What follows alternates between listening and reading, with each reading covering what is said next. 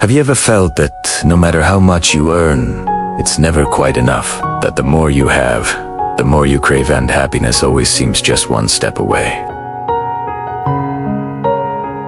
There once lived a young graphic designer named Eli, who worked tirelessly in a bustling city of glass towers and glowing screens. He wasn't rich, but he had enough to laugh with friends over coffee, enough to take his mother to the park on Sundays, enough to sleep peacefully at night.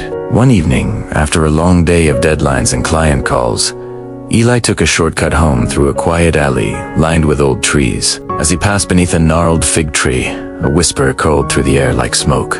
"Would you like the 7 jars of gold?" Eli stopped. He looked around.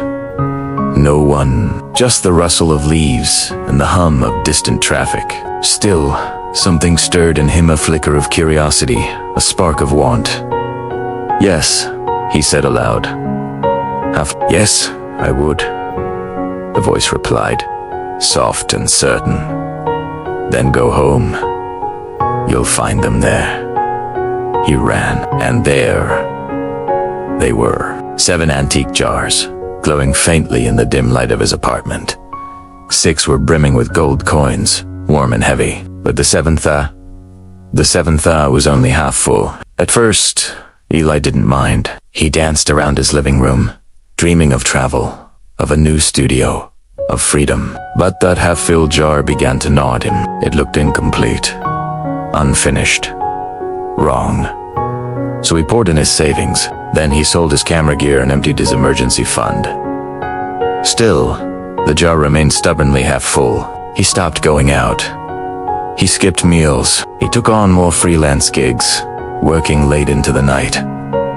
Eyes red from screen glare. Every coin he earned went into the jar, but it never filled. Eventually, he asked his boss, a wealthy entrepreneur known for his calm demeanor, for a raise. The boss, impressed by Eli's dedication, doubled his pay, but Eli only worked harder. He stopped visiting his mother. He ghosted his friends. He moved into a smaller apartment to save more. He even started a side hustle, selling digital art online, all for the jar. One morning, the boss called him in. "You look exhausted." He sighed gently. "You used to smile. Now, your eyes are hollow. What's going on?" Eli hesitated. Then, as if a dam had broken, he told the whole story: the jars, the gold, the half-filled one that refused to be satisfied. The boss listened quietly. Then he smiled, not unkindly. "I know that tree," he said. "It whispered to me once, too. I asked if the gold could be spent or only hoarded." The voice vanished. That's when I knew it wasn't a gift. It was a trap. He leaned forward. "That 7th jar is not meant to be filled. It's meant to keep you chasing. Return it, Eli, or you'll spend your life feeding a hunger that was never yours to begin with." Eli went home. He stood before the jars, heart pounding. Then, with trembling hands, he opened the window and whispered, "Take them back." The jars vanished like mist in sunlight.